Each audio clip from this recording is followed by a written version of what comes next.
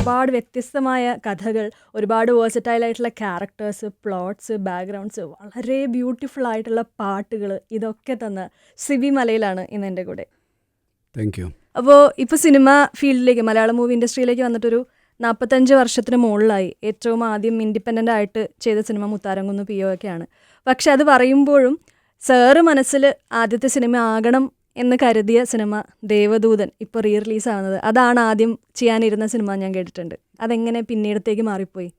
ആദ്യ സിനിമയായിട്ട് നവോദയ അവരുടെ ഒരു സിനിമ ചെയ്യാൻ വേണ്ടിയിട്ടാണ് ഓഫർ ചെയ്യുന്നത്. അപ്പോൾ അതിനായിട്ടുള്ള കഥകളുടെ അന്വേഷണങ്ങളായിരുന്നു. അപ്പോൾ അതിനിടയിലാണ് ഈ ഒരു വിഷയം എൻ്റെ മുമ്പിലേക്ക് വന്നത്. അങ്ങനെ അതിൻ്റെ ഒരു ത്രെഡ് വന്നപ്പോഴേക്കും അത് എഴുതാനുള്ള ഒരാളെ അന്വേഷിക്കുന്നു. അങ്ങനെ പത്മരാജൻ സാറിനെ കൊണ്ട് എഴുതിക്കണമെന്നായിരുന്നു ആഗ്രഹം. പത്മരാജൻ സാറിനെ ആ സമയത്ത് സമീപിച്ചു, ഞാനല്ല, നവോദയയിൽ നിന്ന് തന്നെ സമീപിച്ചു. അപ്പോൾ അദ്ദേഹം ആ സമയത്ത് അദ്ദേഹത്തിൻ്റെ മറ്റ് തിരക്കുകൾ കാരണം അദ്ദേഹത്തിന് അത് എഴുതാൻ ഉള്ള സമയം കിട്ടിയില്ല. അങ്ങനെ പിന്നെ ആണ് രഘുനാഥ് പലേരിയിലേക്ക് വരുന്നത്. രഘുനാഥ് പലേരിയിലേക്ക് വരാൻ കാര്യം, നവോദയ അതിന് മുമ്പായിട്ട് ഈ തിരക്കഥ എഴുതാൻ താല്പര്യമുള്ളവർക്ക് വേണ്ടി ഒരു അന്വേഷണം നടത്തിയപ്പോൾ അതിൽ നിന്ന് ഷോർട്ട് ലിസ്റ്റ് ചെയ്ത ഒരാളായിരുന്നു രഘുനാഥ് പലേരി.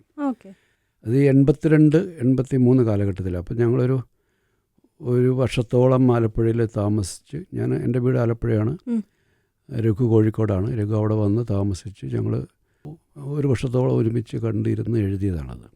ആ എഴുത്ത് പൂർത്തീകരിച്ച് കഴിഞ്ഞപ്പോൾ ഇത് സിനിമയാകാൻ പോകുന്നു എന്നൊക്കെ പറയുന്നൊരു നമ്മുടെ ഒരു സ്വപ്നം ഇങ്ങനെ സംഭവിക്കാൻ പോകുന്നു. അത് വലിയ ചർച്ചയായിട്ടുണ്ട്. പ്രത്യേകിച്ചും സിനിമയ്ക്കല്ല, നാട്ടിലാണ് കൂടുതൽ ചർച്ചയാകുന്നത്. കാരണം നവോദയ അവരും ആലപ്പുഴയാണ്. അവരുടെ മുമ്പത്തെ സിനിമ ചെയ്ത ഫാസിലിൻ്റെ ആദ്യത്തെ സിനിമ അവരാണ് ചെയ്തത്, അതും ആലപ്പുഴക്കാരനാണ്. അപ്പോൾ വീണ്ടും ആലപ്പുഴയിൽ നിന്നൊരാളെ അവർ അടുത്ത സിനിമയ്ക്കായിട്ട്, പുതിയ സിനിമയ്ക്കായിട്ട് കൊണ്ടുവരുന്നു. അപ്പോൾ നമ്മുടെ സുഹൃത്ത് വലയങ്ങളിലും ബന്ധുക്കളുടെ ഇടയിലൊക്കെ ഇതൊരു വലിയ വാർത്തയാണല്ലോ.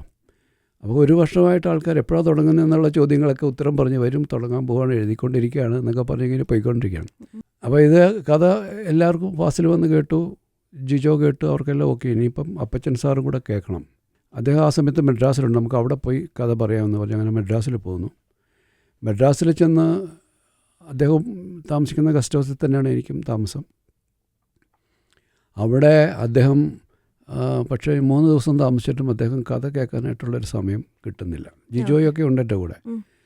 ഒരു 3 ദിവസം കഴിഞ്ഞപ്പോൾ എൻ്റെ അടുത്ത് ജിജോ പറഞ്ഞു, സിബി പോയിട്ട് വാ, നമുക്ക് പിന്നെ തീരുമാനിക്കാമെന്ന് പറഞ്ഞു. അപ്പോൾ എനിക്ക് മനസ്സിലായി ഇത് തീരുമാനമായി എന്നുള്ളത്. പക്ഷേ അപ്പോൾ എൻ്റെ പ്രശ്നം വെച്ചാൽ തിരിച്ച് നാട്ടിലേക്കില്ലമ്മ ഇനിയും ചോദിക്കുക, എപ്പോഴാണ് എന്നാ തുടങ്ങുന്നത്, ഇനിയിപ്പോൾ പറഞ്ഞുകൊണ്ട് എഴുതിക്കൊണ്ടിരിക്കുക എന്ന് പറയാൻ പറ്റത്തില്ല, എഴുത്തും കഴിഞ്ഞു. അപ്പോൾ അത്തരം ചോദ്യങ്ങളെ നേരിടാൻ പറ്റാത്തത് കൊണ്ടും ഞാൻ നാട് വിട്ടു എന്ന് വെച്ചാൽ ഞാൻ എൻ്റെ ജ്യേഷ്ഠൻ്റെ കൂടെ, ജ്യേഷ്ഠൻ അന്ന് കോയമ്പത്തൂരിൽ അദ്ദേഹം ഒരു കോൺട്രാക്റ്റ് വർക്ക്, റോഡ് കോൺട്രാക്റ്റിങ് ചെയ്യുന്ന ആളാണ്. അങ്ങ് കോയമ്പത്തൂരേക്ക് പോയി. കാരണം ഇവിടെ നാട്ടിൽ നിന്ന് ഈ ചോദ്യങ്ങൾ ഉണ്ട്. പിന്നെ സിനിമ എന്ന് പറയുന്നത് നമുക്ക് നമ്മുടെ ഏരിയ അല്ല, അല്ലെങ്കിൽ ഇവിടെ നമുക്ക് ഒരു സ്പേസ് ഇല്ല എന്നൊക്കെ തോന്നി ഭയങ്കര ഡിപ്രസ്ഡ് ആയിട്ട് പോയതാണ്. അങ്ങനെ കോയമ്പത്തൂർ ചെന്ന് ഞാൻ പറഞ്ഞു, ഞാനിങ്ങനെ സിനിമ വിട്ടു, ഞാനിവിടെ കൂടെ സൂപ്പർവൈസറായിട്ടൊക്കെ നിന്നോളാമെന്ന് പറഞ്ഞു. അപ്പോൾ സിർവാണി എന്ന് പറയുന്നത് അവിടുന്ന് കോയമ്പത്തൂർ സിറ്റിയിലേക്കുള്ളൊരു റോഡാണ്. അപ്പോൾ കാട്ടിൽ കൂടെയൊക്കെയാണ് വരുന്നത്. രാവിലെ ബസ്സിലൊക്കെ കയറി അവിടെ പോകണം. അപ്പോൾ അവിടെ പോയി ഒരു 6 മണിക്കൊരു ബസ്സേ ഉള്ളൂ. അതിൽ പോയി കാട്ടിനകത്ത് ചെന്ന് അവിടെ ഇരിക്കും. പണി ചെയ്യുന്നതൊക്കെ ആ ലോക്കലായിട്ടുള്ള ആദിവാസികളൊക്കെയാണ്. അവരവരുടെ വീട്ടിൽ നിന്ന് ഭക്ഷണമൊക്കെ കൊണ്ടുവരും, അവരുടേതായിട്ടുള്ളൊരു ഭക്ഷണമാണ്. നമ്മുടെ ഹോട്ടലുകളൊന്നുമില്ല. അപ്പോൾ ഞാൻ രാവിലെ ഇവിടുന്ന് കൊണ്ടുപോകുന്നൊരു ഭക്ഷണമേ എനിക്കുള്ളൂ. ഉച്ചയാകുമ്പോഴത്തേക്കും ബ്രേക്ക് സമയത്തൊക്കെ എനിക്കൊന്നും ചെയ്യാനുള്ള, ഭക്ഷണം കഴിക്കാനും പറ്റത്തില്ല. അവരൊക്കെ പോയി അവരുടെ ഭക്ഷണങ്ങൾ കഴിക്കുന്ന സമയത്ത് ഞാനൊന്നും ചെയ്യാനില്ലാത്തതുകൊണ്ട് കാട്ടിനകത്തൊക്കെ പോയിരിക്കും. കാട്ടിനകത്ത് ഇരിക്കുമ്പോൾ എനിക്കൊരു തോന്നൽ വന്നു, ഇത് എൻ്റെ കൂടെ വന്നവരെല്ലാം സിനിമയിലുണ്ട്. ലാല്, ശങ്കർ, പ്രിയൻ, അവരെല്ലാം സിനിമയിൽ ഇങ്ങനെ എന്തെങ്കിലും ആയിട്ടൊക്കെ ആ ഭാഗത്തുണ്ടല്ലോ. ഞാൻ മാത്രം ഇവിടെ ആയിപ്പോയില്ലേ, കാട്ടിനകത്തായല്ലോ എന്ന് പറയുന്ന ഒരു വലിയ ഒറ്റപ്പെടലും ഒക്കെ ആയിട്ടിരിക്കുമ്പം അപ്പോൾ എൻ്റെ ജ്യേഷ്ഠന് മനസ്സിലായി ഇവൻ ഡിപ്രഷനിലാണ് എന്ന് പറയും. അപ്പോൾ എൻ്റെ കുറേ കാലമായിട്ടുള്ള ആഗ്രഹം പൂനെയിൽ പോയി പഠിക്കണമെന്നായിരുന്നു, ഫിലിം ഇൻസ്റ്റിറ്റ്യൂട്ടിൽ. അപ്പോൾ എൻ്റെ അടുത്ത് പറഞ്ഞു, നിനക്ക് പൂനെയിൽ പോകണമെങ്കിൽ പഠിക്കണമെങ്കിൽ നീ പോയിക്കോ, ഞാൻ അതിൻ്റെ ഫീസൊക്കെ തരാം എന്ന് പറഞ്ഞു. ഞാൻ പറഞ്ഞു, ഇനിയിപ്പോൾ പൂനെയിൽ പോയി പഠിച്ചിട്ടൊന്നും വരെ, അതൊക്കെ കഴിഞ്ഞു, അതിൻ്റെ ടൈം കഴിഞ്ഞു എന്ന് പറഞ്ഞു. അപ്പോൾ അതിന് കുറച്ച് നാൾ മുമ്പ് എൻ്റെ ഒരു കൂട്ടുകാരൻ, എന്നെപ്പോലെ തന്നെ സിനിമ താല്പര്യമുണ്ടായിരുന്ന കോളേജിൽ പഠിച്ചൊരു കൂട്ടുകാരൻ പൂന ഫിലിം ഇൻസ്റ്റിറ്റ്യൂട്ടിലൊരു അപ്രീസിയേഷൻ ഒരു വൺ മന്ത് ഉള്ള ഒരു അപ്രീസിയേഷൻ കോഴ്സുണ്ട്.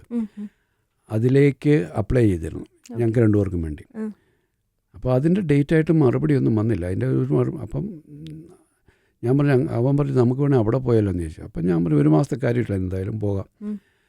അങ്ങനെ എൻ്റെ ചേട്ടൻ അതിനുള്ള പൈസയൊക്കെ തന്ന് ഞങ്ങൾ പൂനെക്ക് പോയി. ഞങ്ങളുടെ ഒരു ധൈര്യം എന്ന് പറയുന്നത് PK നായരാണ് അന്ന് അവിടുത്തെ അതിൻ്റെ ഇൻസ്റ്റിറ്റ്യൂട്ടിൻ്റെ അധികാരിയായിട്ടുള്ളത്. അപ്പോൾ അദ്ദേഹം ഉള്ളത് കൊണ്ട് മലയാളിയാണല്ലോ എന്നൊക്കെ പറഞ്ഞാണ് ചെല്ലുന്നത്. രാവിലെ ചെന്നപ്പോൾ അദ്ദേഹത്തിൻ്റെ ഒരു പ്രൈവറ്റ് സെക്രട്ടറി, ഒരു നോർത്ത് ഇന്ത്യൻ ലേഡിയാണ്. അവർ പറഞ്ഞു കോഴ്സ് ഇന്ന് തുടങ്ങുകയാണ്, നിങ്ങളെ വിളിച്ചിട്ടില്ലെങ്കിൽ നിങ്ങൾക്ക് സെലക്ട് ചെയ്തിട്ടില്ല എന്നുള്ളതാണ്. അപ്പം ഞങ്ങൾ പറഞ്ഞിങ്ങനെ ഞങ്ങൾ കേരളത്തിൽ നിന്നാണ്, നായർ സാറിനെ ഒന്ന് കണ്ടാൽ. അവർ പറഞ്ഞു അദ്ദേഹത്തെ കാണാൻ ബുദ്ധിമുട്ടാണ്, തിരക്കാണെന്നൊക്കെ പറഞ്ഞു. പക്ഷേ ഞങ്ങളൊരു 4 മണി വരെ അവിടെ പുറത്ത് വെയിറ്റ് ചെയ്തിട്ടും അദ്ദേഹത്തെ കാണാൻ പറ്റിയില്ല. അങ്ങനെ ഞങ്ങൾ പ്രതീക്ഷകളെ അസ്തമിച്ച് തിരിച്ചു പോന്നു. വീണ്ടും ടാറിൻ്റെയും റോഡ് പണിയുടെ ഇടയ്ക്കൊക്കെ ഞാൻ പോയി. ഇടയ്ക്ക് ഒരു വട്ടം തിരിച്ച് ആലപ്പുഴയിലേക്ക് വന്നപ്പം ഈ നവോദയയിലെ സ്റ്റാഫ്, നവോദയയുടെ ഓഫീസും വീടും ഒന്നും തന്നെ, അവിടുത്തെ സ്റ്റാഫും ഞാനുമായിട്ടൊക്കെ വളരെ അടുപ്പ് സൗഹൃദമുണ്ട്. അപ്പോൾ അവരെയൊക്കെ ഒന്ന് കാണാൻ വേണ്ടി അവിടെ ചെന്നപ്പോൾ അവിടെ വരാന്തയിൽ ഫാസിലും ജോസും ജിജോയുടെ ബ്രദർ ജോസും ഇരുന്ന് എന്തൊക്കെയോ സംസാരിച്ചുകൊണ്ടിരിപ്പുണ്ട്. എന്നെ കണ്ടുകൊണ്ട് എവിടെയായിരുന്നു എന്നൊക്കെ വെച്ച് വിളിച്ചിരുത്തി ഒരു കഥ പറയാമെന്ന് പറഞ്ഞു. കഥ പറഞ്ഞു. അതാണ് എൻ്റെ ബാമാട്ടിക്കുട്ടിയമ്മയുടെ കഥ. ഞാൻ പറഞ്ഞു കൊള്ളാം, കഥയൊക്കെ നന്നായിട്ടുണ്ട് എന്നൊക്കെ പറഞ്ഞു. അപ്പോൾ തിരിച്ചു പോകുന്ന ഒരു ഫാസിലെടുത്ത് പറഞ്ഞു സിബിയും കൂടെ ഈ പടത്തിൽ വർക്ക് ചെയ്യണം. ഞാൻ പറഞ്ഞു ഞാനില്ല, ഞാൻ സിനിമയൊക്കെ വിട്ടല്ലോ. ഉടനെ പറഞ്ഞു അല്ലല്ല, എൻ്റെ കഴിഞ്ഞ 2 പടങ്ങളും മഞ്ഞിലൊരു പൂക്കൾ കഴിഞ്ഞിട്ടുള്ള 2 പടങ്ങളും അത് രണ്ടും സക്സസ് ആയില്ല. ഇത് എനിക്കൊരു കംബാക്ക് മൂവിയാണ്. നവോദയയുടെ അതേ ടീം, നമ്മുടെ അതേ ടീം ഇതിനകത്ത് വർക്ക് ചെയ്യണം. അന്ന് ഇതിനകത്തുണ്ടായിരുന്ന എല്ലാവരും ഇതിനകത്തുണ്ട് എന്നൊക്കെ പറഞ്ഞിട്ടുള്ള നിർബന്ധത്തിൻ്റെ ജിജോയുടെ ഭാഗത്തു നിന്നൊക്കെ നിർബന്ധം വന്നപ്പോൾ വീണ്ടും തിരിച്ചതിനകത്ത് വന്നതാണ്. പക്ഷേ ഈ സിനിമയുടെ ഈ നമ്മുടെ ആദ്യത്തെ സിനിമയുടെ കഥയെപ്പറ്റി ആരും ഒന്നും ചർച്ച ചെയ്തില്ല, അതങ്ങ് വിസ്മൃതിയിലായിപ്പോയി. പിന്നെ ഒരു 17 വർഷങ്ങൾക്ക് ശേഷം അല്ലെങ്കിൽ 18 വർഷങ്ങൾക്ക് ശേഷം 2000 സിയാദ് കോക്കർ അദ്ദേഹമായിട്ട് ഞാൻ ചെയ്ത സിനിമ അതിനു മുമ്പ് സമ്മർ ഇൻ ബത്ലഹേമാണ്. സമ്മർ ഇൻ ബത്ലഹേം കഴിഞ്ഞപ്പോൾ എൻ്റെ അടുത്ത് പറഞ്ഞു അടുത്ത സിനിമ ചെയ്യണമെന്ന് പറഞ്ഞു. അപ്പോൾ എനിക്ക് മോഹൻലാലുമായിട്ട് ഉസ്താദ് ചെയ്യേണ്ടതുണ്ടായിരുന്നു. അപ്പോൾ ഞാൻ അത് കഴിഞ്ഞിട്ട് ചെയ്യാം. അങ്ങനെ അദ്ദേഹം വെയിറ്റ് ചെയ്തു. ഉസ്താദ് കഴിഞ്ഞ് ഞാൻ വന്നു കഴിഞ്ഞപ്പോൾ അദ്ദേഹം പറഞ്ഞു നമുക്ക് താരങ്ങളെയൊക്കെ ഇപ്പം ചിന്തിക്കേണ്ട, ഒരു കഥ ഉണ്ടാക്കാം, അതിനും പറ്റിയ ആൾക്കാരിടാം, അത് പുതുമുഖങ്ങളായാലും കുഴപ്പമില്ല, പക്ഷേ വളരെ ഡിഫറൻ്റ് ആയിട്ടുള്ള ഒരു സിനിമയായിരിക്കണം, ഇതുവരെ മലയാളത്തിലുണ്ടാകാത്ത ടൈപ്പ് ഓഫ് ഒരു സിനിമ ചെയ്യാൻ പറ്റുമെന്ന് ചോദിച്ചു. അങ്ങനെ ആലോചിച്ചാൽ പെട്ടെന്നാണ് എനിക്കിത് ഇങ്ങനൊരു സാധനം ഇവിടെ ഇരിപ്പുണ്ടല്ലോ. ഞാൻ പറഞ്ഞു ഇങ്ങനൊരു കഥ 10-18 വർഷം മുമ്പ് എഴുതിയിട്ടുണ്ട്, അതിൻ്റെ സ്ക്രിപ്റ്റ് എൻ്റെ ചെന്നൈയിലെ വീട്ടിലുണ്ടാവണം, ഞാനൊന്നും പോയി നോക്കാമെന്ന് പറഞ്ഞു. അങ്ങനെ അന്ന് തന്നെ ഞാൻ ചെന്നൈയിലേക്ക് പോയി തപ്പിയെടുത്തു, പഴയ ഫയലുകളൊക്കെ തപ്പിയെടുത്തപ്പോൾ ഇതവിടെ ഉണ്ട്. അതിങ്ങനെ മഞ്ഞ കളറൊക്കെ അരിയൊക്കെ പൊടിഞ്ഞ് ഉള്ള അവസ്ഥയിലാണ്. ഞാൻ പറഞ്ഞു കിട്ടിയിട്ടുണ്ട്. അപ്പോൾ പറഞ്ഞ് നേരെ വന്നോളൂ, രഘുവിനെ വിളിക്കാം നമുക്കൊന്നുകൂടെ. അപ്പോൾ രഘു ആ സമയത്ത് സിയാദുമായിട്ടൊക്കെ വേറെ പടങ്ങൾ ചെയ്തു, മഴവിൽക്കാവടിയൊക്കെ ചെയ്ത് അവരും തമ്മിൽ ബന്ധമുണ്ട്. ഞങ്ങൾ ഒരുമിച്ചിരുന്ന് വീണ്ടും വായിച്ചു. അതിൽ നിന്ന് നമ്മൾ ഈ കാലത്തിൻ്റെ ഒരു മാറ്റം ഉണ്ടല്ലോ. അപ്പോൾ അതിൽ നിന്നും അന്ന് ആ സിനിമയിൽ ഒരു 7 വയസ്സുകാരൻ കുട്ടിയാണ് എൻ്റെ പ്രോട്ടഗണിസ്റ്റ്. അതിൽ നിന്നും മാറ്റിയിട്ട് നമുക്കൊരു ക്യാമ്പസ് സ്റ്റോറിയിലേക്ക് ഇതിനെ കൊണ്ടുവരാമെന്ന് പറഞ്ഞു. അങ്ങനെ ക്യാമ്പസ് സ്റ്റോറി എന്ന നിലയിൽ ഇതിനെ വർക്ക് ചെയ്തു. ക്യാമ്പസിലെ ഒരു ബോയും ഗേളും അവർ ഈ ഡാൻസ് ഡ്രാമയുടെ ഭാഗമാണ്. അവരിലൂടെ ഇയാളുടെ പ്രണയിനിയോട് മെസ്സേജ് കൺവേ ചെയ്യുക എന്നുള്ള ഒരു കൺസെപ്റ്റായിരുന്നു അത്. 2 പാരലൽ ലവ് സ്റ്റോറി പോകുന്നില്ല, ഒന്ന് പ്രസൻറ്റിലും ഒന്ന് പണ്ട് നടന്നൊരു പ്രണയത്തിൻ്റെ ഇപ്പോഴും തുടരുന്ന പ്രണയത്തിൻ്റെ ഒരു കഥയും. അതിലേക്ക് പുതിയ കാസ്റ്റിംഗ് ആണ്. അങ്ങനെയാണ് മാധവൻ എന്ന് പറയുന്ന ആക്ടറൊക്കെ. മാധവൻ അന്ന് സിനിമയിൽ വന്നിട്ടില്ല, അദ്ദേഹം ഹിന്ദി സീരിയൽസ് ചെയ്തുകൊണ്ടിരിക്കുകയായിരുന്നു. അപ്പോൾ അയാളെ കോണ്ടാക്ട് ചെയ്തപ്പോഴത്തേക്ക് അയാൾ ആ സമയത്തേക്കും മണിരത്നത്തിന് അലയിപ്പായി ഇത് കമ്മിറ്റഡായി. അപ്പോൾ ഏതൊരു 6-8 മാസം അതിൻ്റെ പുറകെ പോകേണ്ടി വരും. അപ്പോൾ വീണ്ടും നമ്മൾ പുതിയ ആൾക്കാരെ അന്വേഷിക്കുന്ന സമയത്താണ് യാദർശികമായിട്ട് മോഹൻലാൽ ഈ കഥ കേൾക്കാനിടയായത്. അപ്പോൾ അദ്ദേഹം പറഞ്ഞു ഞാൻ ചെയ്യാമെന്ന് പറയും. അപ്പം നമ്മുടെ പ്രശ്നം വെച്ചാൽ ക്യാമ്പസിലെ കുട്ടികളായിട്ട് പഠിക്കുന്ന ടീനേജേഴ്സ് അല്ലേ. അപ്പോൾ ലാലിനെ എന്തായാലും അതിനകത്ത് കാസ്റ്റ് ചെയ്യാൻ പറ്റത്തില്ല. അപ്പോൾ ലാലെടുത്ത് പറഞ്ഞു നല്ല കഥയാണ്, നിങ്ങളതിനൊരു മാറ്റം വരുത്ത്, എന്നെ കൂടെ കയറ്റുന്നൊക്കെ പറഞ്ഞിട്ട് അങ്ങനെ ഞങ്ങൾ വളരെ റിലക്റ്റൻ്റായിട്ടാണ് ഞാനും രഘുവും അതിനെ കണ്ടതെങ്കിൽ പോലും നിർമ്മാതാക്കളുടെ ഭാഗത്തു നിന്നൊക്കെ മോഹൻലാൽ ഇങ്ങോട്ട് വന്നിട്ടൊരു ഡേറ്റ് വന്നിട്ട് നമ്മൾ അഹങ്കാരം കാണിക്കുന്ന എന്നൊക്കെ പറഞ്ഞ് ഞങ്ങളെ ഇങ്ങനെ പ്രേരിപ്പിച്ച് അവസാനം ഞങ്ങൾ മോഹൻലാലിന് പറ്റുന്ന രീതിയിൽ വീണ്ടും മാറ്റം വരുത്തി. അങ്ങനെ 3ാമത്തെ വേർഷനാണ് ഇപ്പം നമ്മൾ തിയേറ്ററിൽ 2000 കണ്ട വേർഷൻ. അപ്പോൾ അതിനകത്ത് നമ്മൾ കുറച്ച് കൊമേഴ്ഷ്യൽ എലമെൻറ്റ്സ് ഒരു സൂപ്പർ സ്റ്റാറും കൂടെ വരുമ്പോൾ ഉണ്ടാകാവുന്ന ചില ഇൻഗ്രീഡിയൻസും കൂടെ അതിനകത്ത് ആഡ് ഓൺ ചെയ്ത് വിച്ച് വാസ് നോട്ട് സിനിമയുടെ നമ്മൾ അതിനോട് ചേർന്ന് പോകുന്നതും ആയിരുന്നില്ല. ഇച്ചിരി എച്ച് കെട്ടിയാൽ മുഴച്ചു നിൽക്കുമെന്ന് പറയുന്ന പോലെ അങ്ങനെ ഒരു മുഴച്ചു നിൽക്കലുണ്ടായിരുന്നു. ഓക്കെ. പക്ഷേ ഈ ദേവദൂതനിലേക്ക് വരുന്നതിന് മുമ്പ് സിബി മലയിൽ മോഹൻലാൽ കൂട്ടുകെട്ടിൽ നമ്മൾ കണ്ടേക്കുന്നതൊക്കെ വേറെ തന്നെ ഒരു ജോൺറയിലുള്ള സിനിമകളാണ്. ഇപ്പോൾ കിരീടം, സതയം, ദശരഥം ഒക്കെ ആണെങ്കിൽ അതിൽ നിന്ന് വളരെ വ്യത്യസ്തമായി അതിന് മുമ്പ് ചെയ്തിട്ടില്ലാത്ത പോലെ ഒരു ഫാൻറ്റസി ജോണറിലേക്ക് വരുമ്പോൾ അതിൽ മോഹൻലാലിൻ്റെ കോൺട്രിബ്യൂഷൻസ് എന്തൊക്കെയായിരുന്നു? ഇപ്പോൾ ഈ പറഞ്ഞ പോലെ മോഹൻലാലിന് വേണ്ടി മാറ്റി എന്ന് പറയുമ്പോൾ അതിൽ മോഹൻലാലിൻ്റെ കോൺട്രിബ്യൂഷൻസ് എന്തൊക്കെയായിരുന്നു? ഇതിൻ്റെ ആദ്യത്തെ വേർഷനകത്ത് നമ്മൾ ബേസിക്കലി ഒരു ഫിയർ എലമെൻറ്റാണ് വർക്ക് ചെയ്തിരുന്നത്. ഹൊറർ എലമെൻറ്റായിരുന്നു. ഈ കുട്ടിയുടെ 7 വയസ്സുകാരൻ കുട്ടി ബോർഡിംഗ് സ്കൂളിലുള്ള അയാളുടെ സ്വപ്നങ്ങളിലേക്ക് ഒരു കുതിരവണ്ടി വന്ന് ഇയാളെ ഇടിക്കാൻ വരുന്ന പോലെ ഒരു ഡ്രീംസ് അയാളെ നിരന്തരമായിട്ട് ഫോളോ ചെയ്തിരുന്നത്. അവൻ ഒരു മ്യൂസിക്കൽ ഒരു ടാലൻ്റുള്ള കുട്ടിയും കൂടെ ആയിരുന്നു. പക്ഷേ അവനിലൂടെയാണ്. അപ്പോൾ ഒരു ഭയത്തിൻ്റെ രാത്രിയിലൊക്കെ ഇവൻ ഈ ബെൽ ശബ്ദം കേട്ട് ചാപ്പലിലൊക്കെ പോകുന്നൊക്കെയുണ്ട്.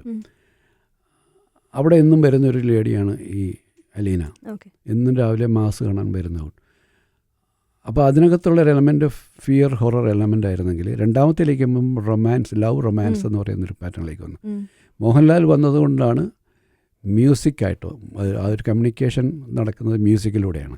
എല്ലാത്തിലും മ്യൂസിക് ഉണ്ടായിരുന്നു, 7 bells ഉണ്ടായിരുന്നു. പക്ഷേ മറ്റ് എലമെൻസിനെ അതിൽ നിന്ന് മാറ്റിക്കൊണ്ട് പ്രോമിനൻ്റായിട്ട് വന്നത് മ്യൂസിക്കാണ്. അങ്ങനെ മോഹൻലാൽ വന്നതുകൊണ്ടാണ് അയാളൊരു മ്യൂസിക് ലെജൻഡ് ഒരു ലെജൻഡറി ആയിട്ടുള്ള മ്യൂസീഷ്യൻ എന്ന നിലയിൽ അയാളെ പ്രസൻറ്റ് ചെയ്യാൻ വേണ്ടിയിട്ടാണ് എന്തൊരു മഹാനുഭാവൽ വന്നത്. അല്ലെങ്കിൽ എന്തൊരു മഹാനുഭാവലും ഈ സിനിമയുടെ ഭാഗമാകത്തില്ലായിരുന്നു. അതോടുകൂടി വേറൊരു ഡയമെൻഷൻ മോഹൻലാൽ വന്നപ്പോൾ ഉണ്ടായ ഏറ്റവും വലിയൊരു പ്ലസ് പോയിൻ്റ് എന്ന് പറയുന്നത് മ്യൂസിക് കുറച്ചും കൂടെ മുകളിലേക്ക് കയറി. മ്യൂസിക്കിന് വലിയ പ്രാധാന്യമുണ്ടായി. മ്യൂസിക്കിലൂടെ കമ്മ്യൂണിക്കേറ്റ് ചെയ്യാൻ തുടങ്ങി. ഈ അലീന എന്ന് പറയുന്ന ആ ഒരു കോളൊക്കെ മ്യൂസിക്കിലേക്ക് ബ്ലെൻഡായി വന്നത് അപ്പോഴാണ്. 7 bells കാര്യം പറഞ്ഞപ്പോഴാണ് അതങ്ങനെ ശരിക്കും ഒരു ഇൻസ്ട്രുമെൻ്റ് ഉണ്ടായിരുന്നോ? അത് അങ്ങനെ ഒരു ബെല്ലില്ല. അത് രഘുനാഥ് പലേരിയുടെ ക്രിയേഷനാണ്. കഥ എഴുതി വന്നപ്പോൾ അങ്ങനെ ഒരു സംഭവം രൂപപ്പെട്ടു വന്നതാണ്. കാരണം ഈ സപ്തസ്വരങ്ങളാണല്ലോ, സപ്തസ്വരമണികൾ എന്നാണ് അതിന് പറയുക. നമ്മുടെ ആദ്യത്തെ കഥയ്ക്കിട്ടിരുന്ന പേരും 7 bells എന്നായിരുന്നു, ആ കുട്ടിയെ വെച്ചുള്ള കഥയിൽ. അതാണ് അതിൻ്റെ അതിനെ വല്ലാത്ത രീതിയിൽ നമ്മളൊരു മ്യൂസിക്കൽ ഒരു സ്പേസിലേക്ക് അതിനെ കൊണ്ടുവന്നത് 7 bells ആണ്. പിന്നെ മൾട്ടിപ്പിൾ ഡിസ്കഷനിലൂടെ പുതിയ കഥയിലേക്ക് വന്നപ്പോഴാണ് ആ 7 bells ഡിസൈൻ ചെയ്യുന്നത്. അതൊക്കെ അപ്പോൾ എങ്ങനെ ചെയ്യിപ്പിച്ചത്? അത് ശരിക്കും പ്ലേ ചെയ്യാൻ പറ്റുന്നതായിരുന്നോ അതോ ജസ്റ്റ് ഒരു പ്രോപ്പർട്ടി മാത്രമാണ്? അത് പ്ലേ സൗണ്ട് ഒന്നും വരില്ല. അതൊക്കെ ആരായിരുന്നു ചെയ്തത്? അതിൻ്റെ ഇനീഷ്യൽ ഒരു ഡിസൈൻ ചെയ്തത് പ്രകാശ് മൂർത്തിയാണ്. പ്രകാശ് മൂർത്തി ഒരു ബേസിക്കലി അയാളൊരു ആർട്ട് ഡയറക്ടർ എന്ന നിലയിലല്ല. പുള്ളി നല്ലൊരു പെയിൻറ്ററാണ്, നല്ലൊരു സ്കൾപ്റ്ററാണ്. പക്ഷേ മുത്തുരാജ് വന്ന ശേഷമാണ് അതിൻ്റെ ആ ഡയറക്ഷൻ ഏരിയയിൽ ഈ ബെല്ലിനത്തിനെ കുറച്ചുകൂടെ ഒന്ന് ഫങ്ഷനിങ് മോഡിലേക്ക് കൊണ്ടുവന്നത്. ആളുകളുടെ പേരുകളാണെങ്കിലും ഇപ്പോൾ ഏഞ്ചലീന ഇഗ്നേഷ്യസ് എന്നൊന്നും മലയാളികൾ ഒട്ടും പരിചയമില്ല. വില്യം ഇഗ്നേഷ്യസ്, ആൽബർട്ടോ, സ്റ്റേവ് ആച്ചൻ, ഇതൊക്കെ ഇപ്പോഴും മനസ്സിലത്ര ക്ലിയർ ആയിട്ട് നിൽക്കുന്നത് അത് നമ്മൾ വേറെ എവിടെയും കണ്ടിട്ടില്ലാത്ത പോലെ. അപ്പോൾ അങ്ങനെ ഒരു വിക്ടോറിയൻ ഇറ അല്ലെങ്കിൽ ഒരു ഹോളിവുഡ് അങ്ങനെ ഒരു പാറ്റേൺ തന്നെ വരണം എന്ന് ഡിസൈഡ് ചെയ്ത് തന്നെ തുടങ്ങിയതാണോ? തീർച്ചയായിട്ടും. കാരണം ഈ കഥയ്ക്ക് ഒരു പൂർണ്ണമായൊരു മലയാളിത്വം ഇല്ലല്ലോ. ഇതിനൊരു സ്റ്റാൻഡ് അലോൺ ഒരു സ്പേസ് കൊടുക്കണം. നമ്മളെ കൂടുതൽ വിശ്വസിപ്പിക്കുന്നത് ഇത്തരം കഥകൾ നമ്മൾ കണ്ടിട്ടുള്ളത് ഹോളിവുഡിലും വെസ്റ്റേൺ മൂവീസിലൊക്കെയാണ്. അപ്പം അങ്ങനെ ഒരു ആംബിയൻസിലേക്ക് ഇതിനെ കൊണ്ട് പ്ലേസ് ചെയ്തില്ലെങ്കിൽ ഇത് സംഭവിക്കുമോ എന്ന് തോന്നിപ്പോവും.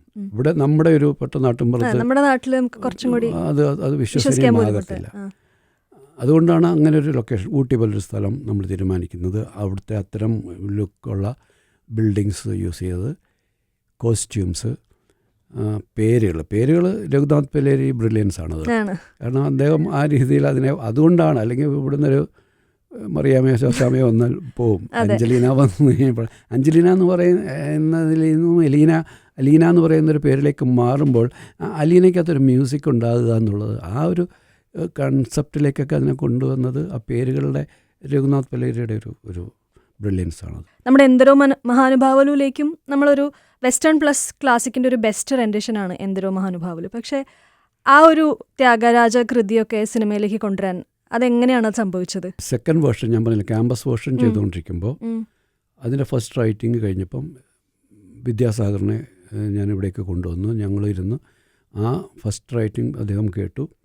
അതിൻ്റെ മ്യൂസിക്കൽ പോസിബിലിറ്റീസിനെ കുറിച്ചൊക്കെ ഞങ്ങൾ ഡിസ്കസ് ചെയ്യുകയൊക്കെ പോയി. അത് കഴിഞ്ഞ് ലാല് വന്നതോടുകൂടി അത് വീണ്ടും മാറ്റം വന്നപ്പോഴാണ് ഈ ഒരു സാധ്യത, ഈ ഒരു ഇത്രയും ഒരു ഇൻ്റർനാഷണലി അക്ലൈംഡ് ആയിട്ടുള്ളൊരു മ്യൂസീഷ്യൻ്റെ ഒരു ആ ക്യാരക്ടറെ പോർട്രേ ചെയ്യണമെങ്കിൽ ആദ്യം തന്നെ വിശ്വസിപ്പിക്കണം ഇയാൾ ഇങ്ങനെ വലിയ ആളാണെന്ന്. നമ്മൾ പറഞ്ഞാൽ പോരാ, അത് കാണിക്കണം, കേൾപ്പിക്കണം. അപ്പം പുള്ളിയാണ് പറഞ്ഞത് നമുക്ക് ഒരു കീർത്തനം എടുത്തിട്ട് ചെയ്യാം, അതിൻ്റെ ഒരു ഫ്യൂഷൻ, ഒരു വെസ്റ്റേൺ ഫ്യൂഷനായിട്ട് അതിനെ ചെയ്യാം. അങ്ങനെയാണ് ഈ ഒരു എന്ദരോ മഹാനുഭാവലു എന്ന് പറയുന്ന അതൊരു ഭയങ്കര ഒരാളോടുള്ള ഒരു ആദരവാണല്ലോ നമ്മൾ പ്രകടിപ്പിക്കുന്നതിലൂടെ. അത് വിദ്യാസാഗറിൻ്റെ ഒരു സജഷനാണ്. അതാണ് അദ്ദേഹം ഏറ്റവും എഫേർട്ട് എടുത്ത് സമയമെടുത്ത് ചെയ്തൊരു കമ്പോസിഷൻ.